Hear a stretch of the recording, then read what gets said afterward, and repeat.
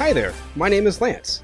In this tutorial, I'm going to share some tips on how to fill out your NCAA tournament bracket. Before we begin though, let's talk a little about the history of the NCAA tournament.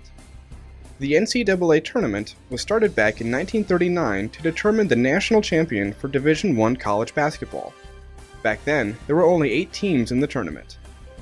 Over the years, the tournament has grown to allow 68 teams, divided into 4 different regions.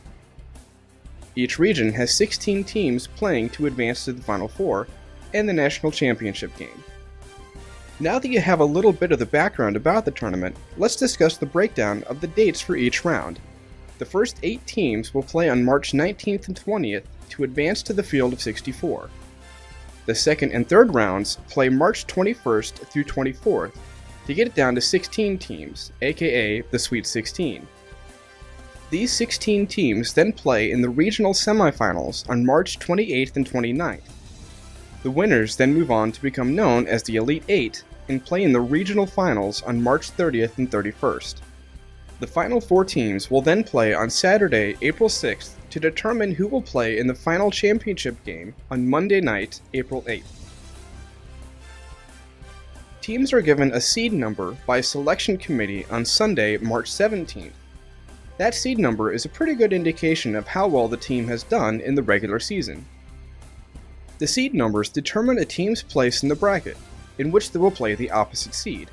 For example, the number 1 seed will play the number 16 seed, the number 2 seed will play the number 15 seed, and so on.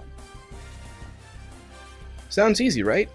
Well, there are a lot of factors that go into picking the winning team. Offensive and defensive capabilities, win streaks, seed numbers, etc. This is where some research will help. ESPN usually has a breakdown of each team in the tournament, and I recommend at least looking over each team's stats. You might be thinking, so why not just pick the higher seed to win each game? I'm glad you asked that question. In a word, upsets. A lower seed beating a higher seed happens more often than you'd think. Historically speaking though, some upsets have never or rarely happened. A number 16 seed has never beaten a number 1 seed. A number 15 seed has only beaten a number 2 seed 6 times in the history of the tournament. There's a lot more to filling out a bracket, but these are some great tips to help get you started.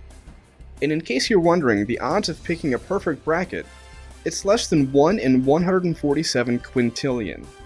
That's 147 followed by 18 zeros. Good luck with your selections, and more importantly, let's all have fun with our March Madness extravaganza.